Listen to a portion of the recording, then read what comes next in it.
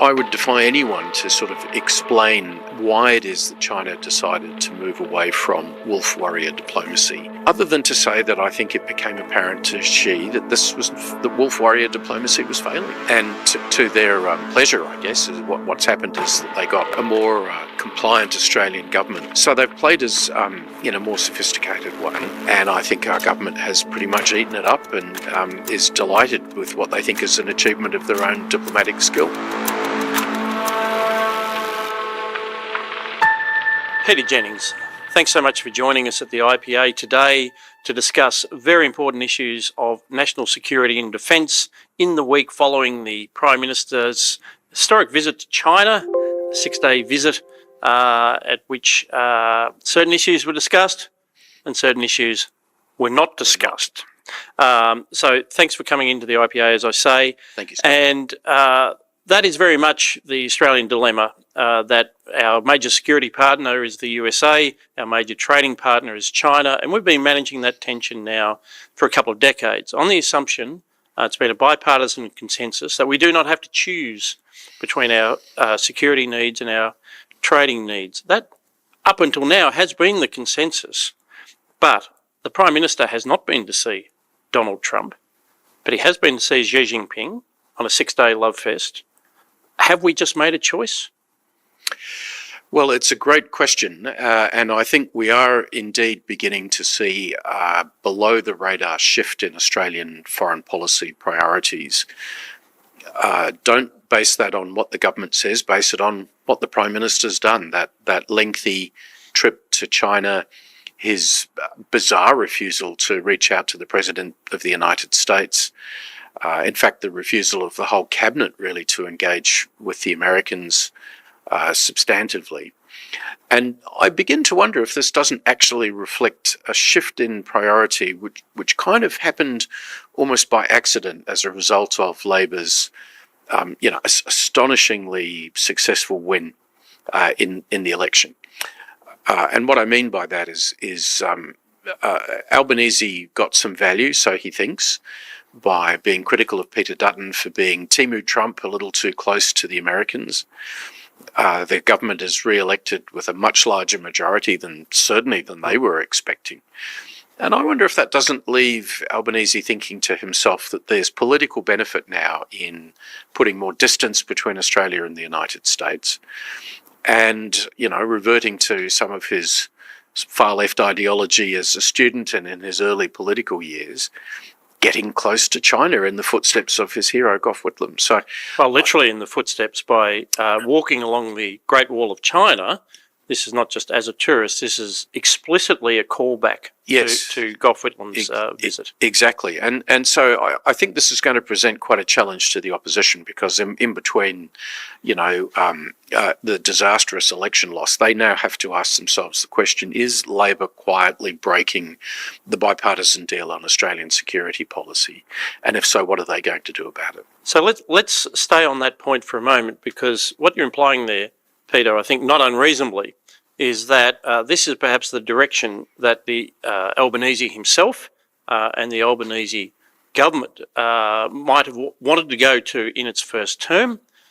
We certainly saw, though, that they still felt the need to pay at least lip service to the US alliance. They felt wedged on AUKUS. They felt, even though the coalition had introduced the AUKUS agreement under Scott Morrison, that they were obligated to follow through on it and to appear to be doing so. But now, as you say, with that election win behind them, and one of the commentators on the weekend, I think it might have been Paul Kelly, who said, yes, it does appear that their assessment now is that they do not pay a political price for seeing to be walking back from the US alliance. So that is essentially what you're saying. Yes, and that represents quite a shift in Australian popular thinking about defence and security too. I think Labor has always been a little bit scared to be painted as weak on security, and the result of that is that, Labor governments of a past generation, I'm thinking of Bob Hawke and Kim Beazley, worked really hard to sort of craft a Labor position on the alliance which was comfortable for the party and which everyone could support. But that's clearly not where Albanese comes from, and it's not where Penny Wong comes from. And I do think that they now believe that that there is some political benefit for them to be more distanced from the United States. And let's be frank, that really means Donald Trump. They were happy enough to be close to the Biden administration, but then the Biden administration wasn't asking, it would seem, too much of Australia. Then the other thing which I think is relevant here is that the government has, after 3 years in power, got a better sense of the real cost of AUKUS. So AUKUS, for our listeners, of course, Scott, is the nuclear-powered submarine deal and a plan for a sort of a range of other high-tech initiatives beyond that. And it's all great in theory, but it is incredibly expensive. And I think the government realises that they can't, they can have AUKUS or they can have the current Australian Defence Force for about 2% of gross domestic product, but they can't have both. And so would Albanese be that unhappy if Donald Trump decided to sort of pull the AUKUS rug out from underneath Australia's participation? I just think that Albanese might be positioning for that type of eventuality. Peter, this is an unprecedented bit of analysis coming to you live from the IPA. I just want to go back a step, because this dilemma that at our current trajectory of Australian defence spending, which has hovered around the 2% mark, and in the work that you and your co-authors did for the IPA publication No Higher Priority, available now in all good bookstores and on the IPA website, you identified this dilemma, that there were very good reasons for Australia to invest in its military capabilities, not just to keep faith with the Americans, but in our own national interest. Yeah, first and foremost. First and foremost in our own national interest. And that to do so, we would need to increase our expenditure. And this has just been confirmed in a paper by a former advisor to George Bush, Evan Feigenbaum, for the Carnegie Endowment, who said, and I quote, "Australia under its current budget cannot afford both the full scope of investments envisaged under AUKUS and the other needed investments in conventional capabilities." So that is echoing our analysis and echoing what any fair-minded person would say. You can't do this on the cheap. But you're actually saying that this dilemma is well understood by Albanese, and the solution is actually to throw AUKUS under the bus. I think that's a possibility that we should now contemplate. And my reason for saying that is the government's had 3 years. It's actually had the vast bulk of the time that AUKUS has been in existence to steer that project and to get an ever more precise sense of the cost of the program, which is enormous. We're talking about ultimately constructing nuclear-powered submarines in Australia, one of the most technically complex pieces of equipment designed by humankind, off the back of a very limited industrial base, which means to say that there has to be huge investment to make that happen. We have to build a new port for those nuclear submarines on the east coast of the country, because our Navy bases are just not big enough to take the subs and all the other pieces of equipment planned long term. We have to build a nuclear storage facility for those reactors once they're spent and done. We have to train thousands and thousands of people, not only to be in the Navy, but to be in industry to support this capability.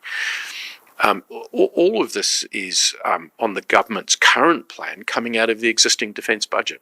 And which is completely unsustainable. And to stick with your analysis, this is a completely different way of looking at things. So the point you made, have been making about AUKUS, is that of course there's a risk that for some reason it doesn't get delivered, that the submarines don't get delivered, and the appropriate way to think about that is well, what are some of the risk mitigation measures? And most notably, one of the 36 recommendations of no higher priority was the purchase of the long-range B-1 bombers, which I must say looks like a very good call in the wake of the incredible role that the B-1 bombers played in the recent strike on Iran. Yes. But again, that's risk mitigation. That's not saying that we are going to pursue the end of AUKUS as an outcome. Well, what led myself and my colleagues, Michael Shoebridge and Marcus Hellier, down this path was we asked ourselves the question, so what if the AUKUS submarines can't be delivered? Or can't be delivered on time. Or on time. And you know, there's a bunch of factors that could explain that. One might be that Australia isn't serious enough, we don't spend the money. Another is that the Americans decide they'd rather have the technology for themselves. There is only one other country in the world that the US has actually handed nuclear propulsion technology to. That was the British 60-odd years ago. So they guard this very closely. And for a whole bunch of reasons, you know, it may well be that one side or the other concludes it's too expensive and too dangerous. So what else can we do? Now, our solution, which we write about in the book, is to say, well, there's this new aircraft called the B-21 strike bomber, which is currently beginning to roll off American production lines. There's about 5 in production right now. It's going to go into American service in 2026 or 2027. Now, we know how to operate long-range strike aircraft. We've done it before. We had the F-111 for decades, the only other country other than the US to operate the F-111. So here's an alternate way to think about how we might structure the force. In saying that, you know, I'm a fan of submarines. Scott, you know, one of my speech jokes is to say... It would be nice to have some. I've never met a submarine I didn't like, and I would be more than happy to see them. But I think we do have to ask ourselves some practical questions now. Are we going to? Our government doesn't strike me as that serious. They clearly don't want to spend the money. The Americans, I think, are worried about whether or not Australia is up to the task. So I could see how this could all just sort of fall away pretty quickly. Well, let's come back then, though, to where we started. So here we are, potentially witnessing, and I think it says in the Bible, judge them by their deeds. So there hasn't been any great national security speech by Prime Minister Albanese, nor by Penny Wong, nor by Deputy Prime Minister Richard Marles, but by their deeds, by what Albanese has done in China. So you're saying there is every sign of a drastic, negative change to the US alliance, which has been in place, you know, de facto since World War II, and by treaty since the Menzies government implemented it in the 1950s. There's dramatic change. But this was not announced in Washington. This was not the subject of bilateral meetings between the Prime Minister and the US government about this is where we are going, this is our view of the alliance. We've essentially had this broadcast from the Great Hall of the People. Yes, that's exactly right.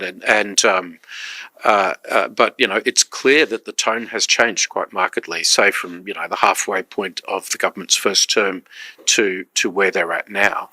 And I think one of the most disturbing things to note, Scott, is that faced with this so-called internal review in the Pentagon into AUKUS, which everyone is supposedly meant to be very worried about, if the Australian government wanted AUKUS to continue, don't you think they'd be putting more of an effort in to try and shape that review? So we know that Albanese doesn't want to go to Washington, D.C. He doesn't want to be put in the Oval Office hot seat for a potentially a disastrous meeting. But why hasn't Richard Marles gone to talk to Pete Hegseth, the Secretary of Defence? You wouldn't send Penny Wong because Penny Wong's not in the business of building submarines or planning to build submarines. But there should have been a much more serious Australian effort to get inside the loop and to sort of say to the Americans, no, we're serious, you can trust us. Instead of which we're doing what the Albanese government does so often, which is we're kind of sitting back and being a spectator at our own parade, waiting for the Americans to bring down the judgment from the Mount. And in some respects, I think we're being we're sort of playing for our worst expectations of each other. So, the American worst expectation of Australia is that we're not serious and we're not going to pull our weight. Our worst expectation of the Trump administration is that they're going to be America first and they're not serious about allies.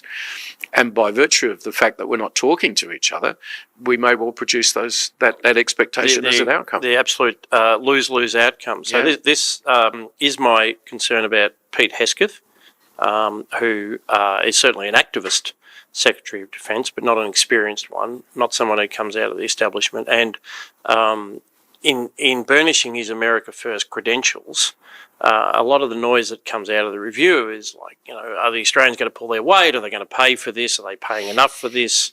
If they build the submarines, are they going to be on our side in the event of any conflict with China over Taiwan?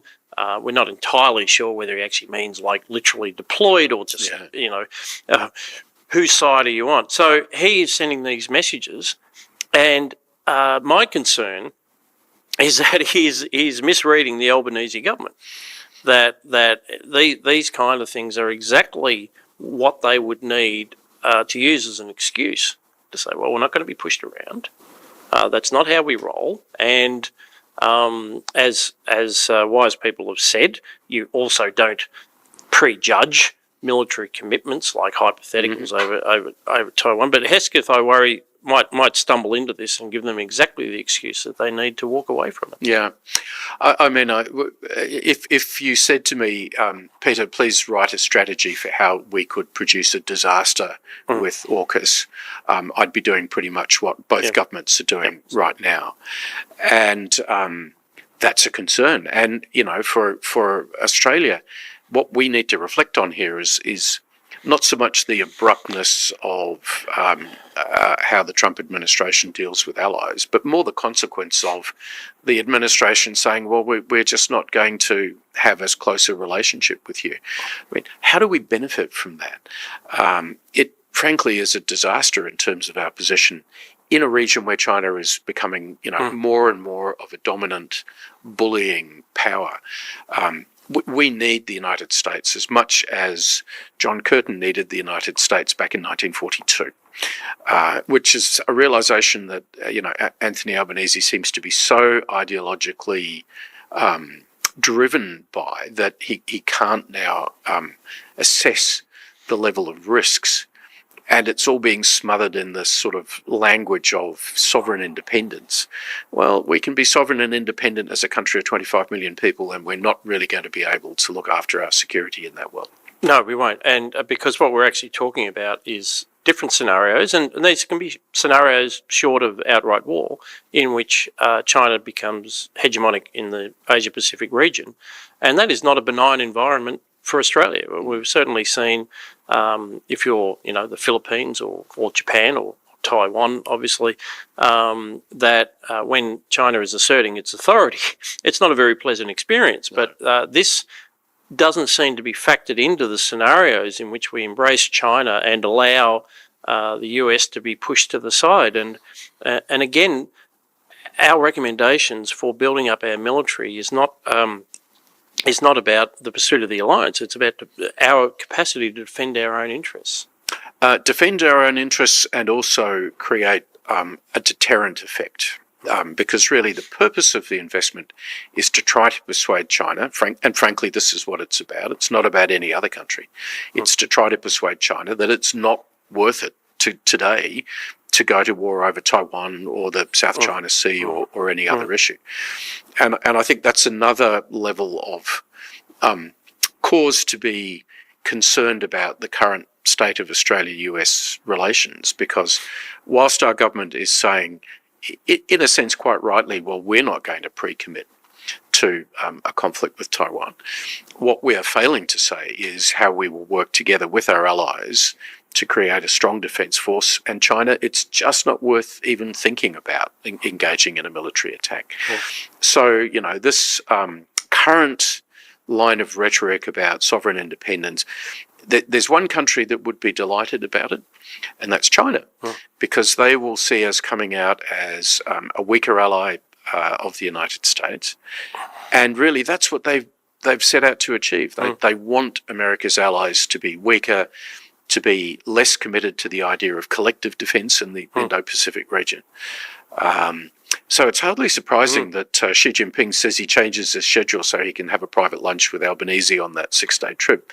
We're delivering exactly what Xi Jinping actually wants right now. Well, this is one of the things that sometimes in diplomacy and such negotiations, you might say, various concessions are dearly bought. But I would have thought, the 8-course menu on that lunch was one of the cheapest investments China's ever had to make. And I think we should spend a moment on the optics of the trip. And for me, it was epitomised by when Albanese, the Prime Minister, did raise at some point the small matter of a flotilla of Chinese warships circumnavigating Australia, more or less in the middle of a federal election campaign, engaging in live fire exercises. Correct me if I'm wrong, but I think in the Tasman Sea. Yes. And Albanese raised this in the gentlest possible way, which was simply, we would have liked a little bit more notice, and was still rebuffed. Yes. Not even that. Absolutely. I mean, Xi Jinping's response was to say, hey, we'll exercise wherever we choose to. Full stop. There wasn't much in the way of negotiation being entered into on that. And I just find it quite remarkable that our Prime Minister, continues to effectively defend that Chinese operation and say completely inaccurately, well, we do similar things in the South China Sea. Now, let me be clear about this. We don't. We do not engage in unilateral missile firings under civilian aircraft flight paths, which is what the Chinese do. We do not refuse to advise our neighbours of what it is we're actually doing when we exercise. And we do not go after other ships and aircraft in the region as aggressively as we can with lasers and fire hoses and all of those sorts of things to try and cause them destruction. They are all practices that the PLA Navy engages in. So why do we have a situation where our Prime Minister is not even just going quiet about what China did, but defending their very bad behaviour? Going at great pains to explain to the assembled journalists that it was in international waters. Yes, yes. So I think if you'd said to me 10 years ago, what would be the sort of dream Chinese goal for achieving its policy objectives in Australia, I would have said, well, they would like to weaken the alliance relationship with the United States. They'd like Australia economically to be more dependent on China. They'd like our defence force to be weaker. And they'd like the Australian government to be as deferential as it possibly can to Beijing. And all four of those things have been achieved, Scott. Not necessarily by the Chinese, they've been achieved by us. I mean, they've been achieved by this government deciding what its priorities are going to be and how they think they can manage the Chinese relationship. So, subtly, this is a change which I think Australians now need to understand is quite fundamental to how Australian governments approach foreign policy and defence policy. And we have to watch very carefully to see where they now go from here. What I think we should spend a moment on, and Scott Morrison was recently in the news, and I think he actually did this quite succinctly, and it's this was the front page of the Weekend Australian on Saturday. He was at pains to point out something which I don't think needs to be pointed out to you, your good self or anyone who takes this business seriously, that obviously the optics of Xi Jinping talking to Australia have changed dramatically over the last 5 or 6 years.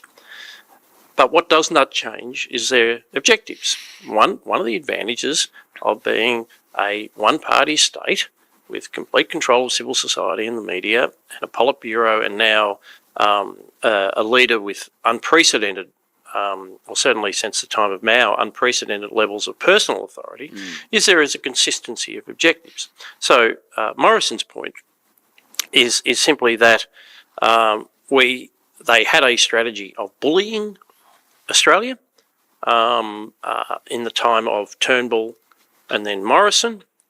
It was to Turnbull's great credit that he resisted that bullying. I think it helped that he took it personally, because anything that impacts Malcolm personally, he's going to do something about.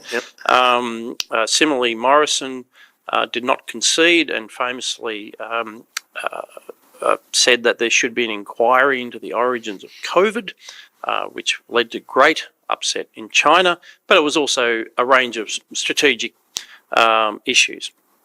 So Morrison said, China's plan back then was to isolate us from the US by bullying us. Their plan now is to isolate us from the US by charming and flattering us. So the objectives are consistent. The only thing that's changed is tactics. Yes.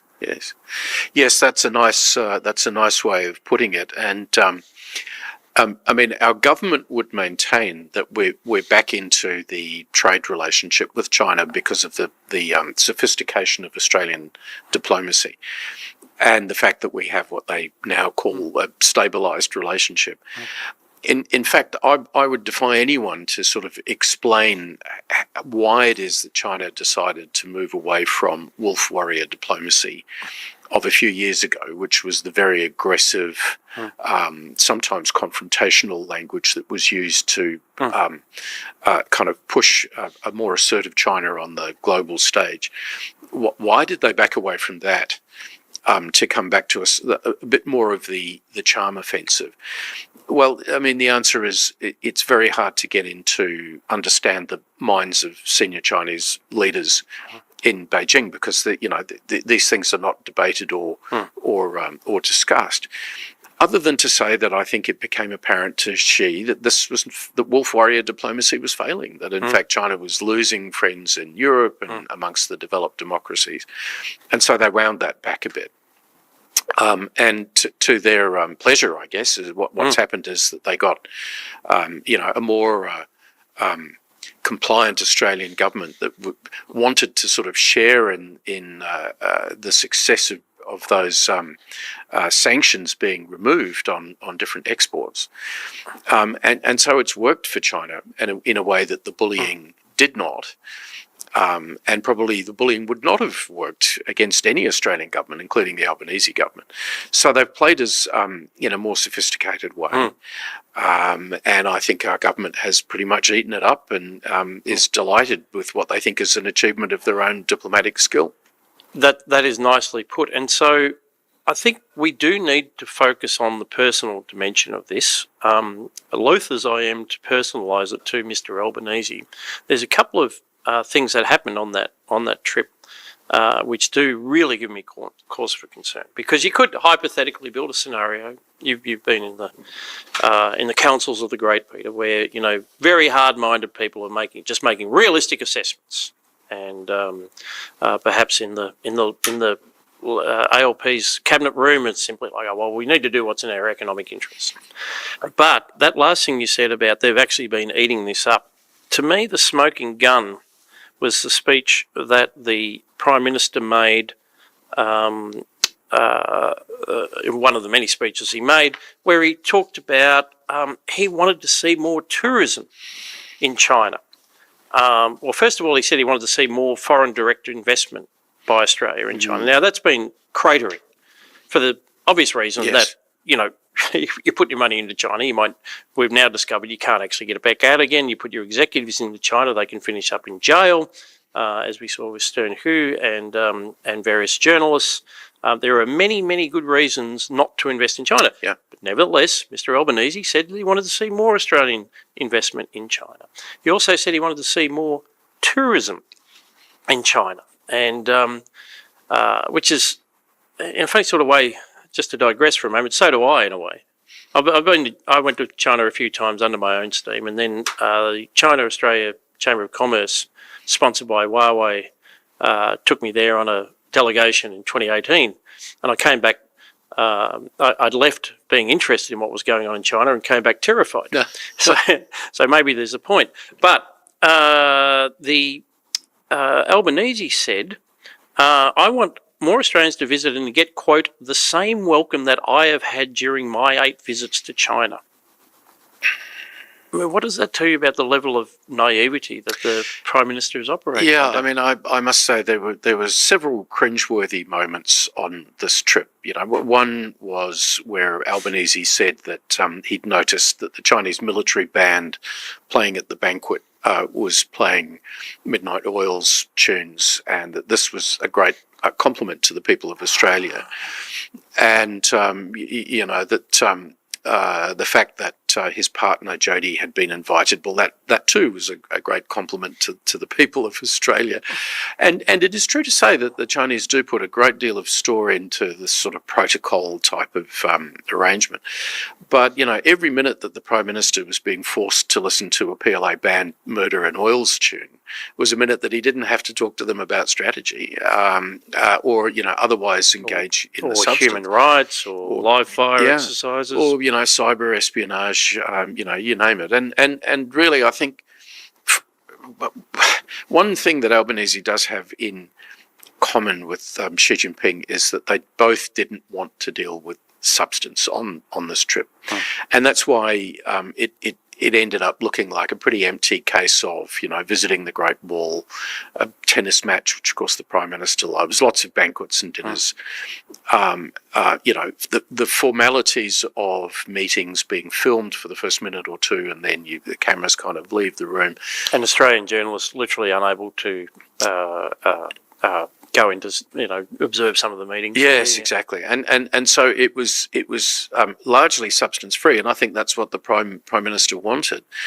And, I do wonder to myself if it is always possible when you get to those top levels of government that you begin to believe your own press releases. And, maybe it's the case that he thinks that a visit of that nature is genuinely maybe he valuable. actually thinks that he is seeing China. Yeah. Maybe he thinks that's what China is. It's not, re-education camps in Xinjiang. Indeed. But one of the things I did was I checked to see, who had, what world leaders had Xi Jinping met in the previous 8 weeks or so before Albanese went to Beijing? And the answer was many, many. Central Asian leaders from Africa, leaders from the Middle East, New Zealand Prime Minister. And Lavrov from Russia. I mean, this is, so much of the world going to Beijing to sort of, pay respects and pay due deference to the great power. It would frankly be a mistake to think that Xi spends that much time thinking about Australia. And he doesn't have to now, because Australia's not preventing, not giving him any complicated challenges to have to manage. So I thought it was a great shame that the visit was so light on for substance. I think the Prime Minister actually probably did take some damage to the extent that people pay attention to these things for being there for 6 days. He could have cut out the Great Wall and the pandas and gone to Tokyo for a day to talk about our growing defence relationship with Japan. He could have cut out another day and gone to Seoul to talk about our increasing defence and security and economic relationship with South Korea.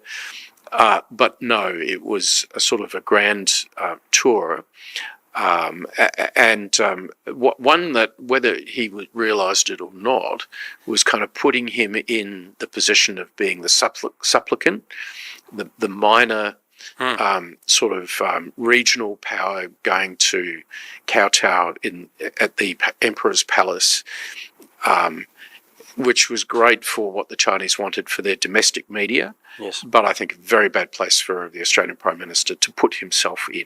And again, we come back to the point that while this is going on, there isn't a conversation going on with the USA. And I just wanted to come back to what it looks like from the American perspective and Hesketh and, Trump and J.D. Vance. They have continued on a strategy which they first unveiled in Trump's first term of beating up on the Europeans to increase their defence expenditure in what was seen as very undiplomatic terms when it was first unveiled in 2017. But we're now seeing results from that, aren't we? Yeah, absolutely. We're seeing significant pledges to increase defence spending in Europe. This is something that successive American presidents, really going back to George Bush, George W., have been arguing that the Europeans should do more and spend more. I think the Europeans have finally been goaded into that situation, one, because of the Russians, Yes. but two, because of the very, very direct, no-nonsense kind of diplomacy that comes from Trump and from his senior team. It may not be pretty, but it has had the effect of many NATO countries, Spain being one of the exceptions, which are saying, yep, we're now on track to spend something like 5% of GDP on a combination of defence and sort of strengthening infrastructure. And we know from Pete Hegseth's comments to Richard Marles at the Shangri-La Dialogue in Singapore at the end of May, I believe, that the American position to us has been to say, well, we think you should lift your spending to about 3.5% of GDP. Now, in one sense, I think it's regrettable that we have to be told that by the Americans because, as you know, the book we published argued for 3% well before that came out. 3% by the end of this term of by the government. end of this term, Yeah. which would be a very rapid ramp up. But there's virtually, outside of government circles, there's virtually no one saying that the current level of defence spending is adequate. So I think the Americans are going to continue down this line. And, with regard to the AUKUS review, no one expects that out of that is going to come a conclusion which says, you know what, Australia, we've been looking at how you spend that money and you're spending it so brilliantly that you alone of all our friends only need to spend 2% of gross domestic product on defence. I'm here to tell you, breaking news, Scott, that is not going to be the outcome of this American review. No. They are going to continue to press us to spend more. The Prime Minister has now dug himself very firmly into a trench which says that's not going to happen. Then the next element of that will be, will the Americans be prepared to sell us those second-hand Virginia-class nuclear submarines, which are kind of an interim step between what we have now and the future AUKUS class, which is being designed by the British. They're the ones we're supposed to be building in Adelaide in the 30s and 40s. But the interim solution is 3, 4, or 5 Virginia-class nuclear submarines. And I think a highly likely outcome here is that the Americans will say, these submarines are in such short supply that we feel we just can't provide them to you, Australia. If you can't give us more confidence that you're really with us. And that's not about committing to a war in Taiwan. It's just about saying, are we part of the alliance framework in the Pacific? And so I think there's going to be, I think that's probably where the Americans will end up.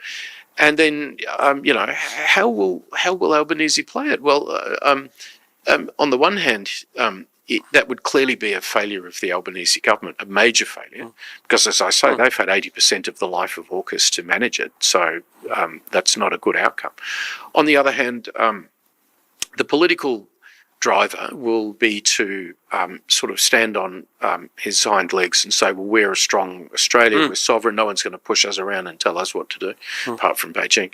And so, sorry, Americans, but if that's how you want to play it, then too bad, so sad. Yes. But we lose from that. We do. And the Americans lose from that. And we of course are in fervent agreement that it is our sovereign call how much we spend on defence, but we have been saying it needs to be more, and of course there are and we might sort of make these concluding remarks, but I mean there are defence and national security analysts in Australia who have from what you might call a good place said that nuclear submarines are not the best use of limited resources, and we should be spending it on conventional military resources. And certainly we've talked about the mines, missiles, and drones, the hardening of our northern defences, the B-21s, F-35Bs. Correct me if I'm wrong, and various other very, very important investments that we believe should be made. But this is what I've taken out of this interview, Peter, and I do thank you for your time, is that there is a third option, which is where we neither spend the money on AUKUS, nor do we spend it on conventional military means. We simply don't spend anything at all, and we have the New Zealandification of Australia. Yes, that's exactly right. And I guess lightly armed neutrality is indeed a policy stance that Australia could take. The risk, of course, with that is that we will find ourselves, forever being pushed around by China as the regional great power in ways which I think are not going to sit well with average Australians. Nevertheless, I think it potentially could be an endpoint of government policy if they really mess this up, which frankly they're doing an outstanding job of messing these things up. So, what's needed now, I think, is some urgent internal consideration inside government about, is this really what we want? Can we afford to do this? There's got to be some contemplations of fallback positions if the Americans are going to change their mind about those Virginia nuclear boats. And we've got to get real about understanding China, that it is not the benign partner that Anthony Albanese tells us that it is. It's interesting, 10 years ago, sorry, and I'll finish on this point, Scott, but 10 years ago, business was way out ahead of government, thinking that it wanted to get into, the endless market that was China. Right now, government is way ahead of business. And you pointed to the fact that, in fact, a lot of Australian businesses are actually now reducing their footprint in China. They're working as hard as they can to diversify their markets. It's only a small number of Australian businesses, principally the big extractors and our universities, which want to double down on the single relationship and pretend that, politics doesn't play a role.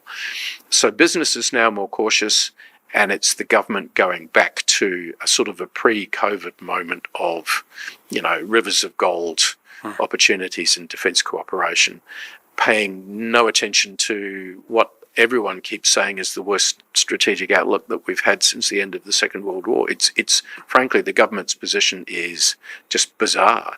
But nevertheless, here we are. And perhaps on a future podcast, we might bring in some member of the economics team to ask the questions about whether those rivers of gold will in fact continue to flow as well, because it's a big bet on China's economic future, and there is a lot of informed views out there that it is unsustainable because you heard it here first at the IPA.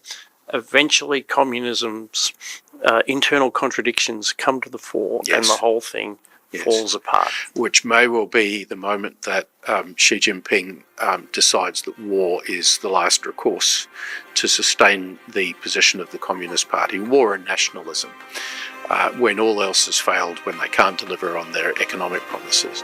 So it's actually the risk of China's failure rather than its ongoing success, which I think gives rise to the greatest prospects for a conflict in the region.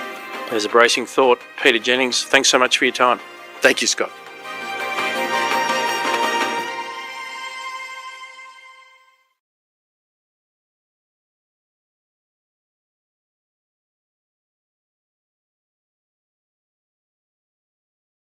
The United States has these